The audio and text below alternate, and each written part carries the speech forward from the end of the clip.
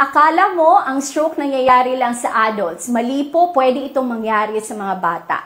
The youngest patient that we had was 16 years old. Biglang natumba habang tumatakbo. Buti na lang nadala agad sa ICU sa isang government hospital. Pwedeng mangyari ang stroke sa mga bata. Ang usual na dahilan, puyat, kakulangan sa tulog dahil sa paglalaro ng online games. Wala nang exercise dahil magdamag nang nakaharap sa computer. Ano nga ba ang stroke? Ang stroke po ay isang kondisyon kung saan nawawala ng oxygen ang ating utak. Ilang minuto lang na walang oxygen ang utak, pwede itong mauwi sa pagkawala ng buhay or habang buhay na pagkaparalisa. Ang good news, pwede po itong iwasan. Encourage enough sleep sa mga kabataan, approximately 7 to 8 hours of sleep at night.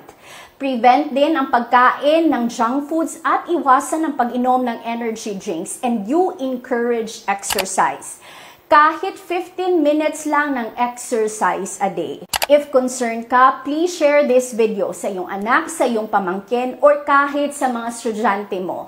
Dahil prevention is better than a lifetime of regrets.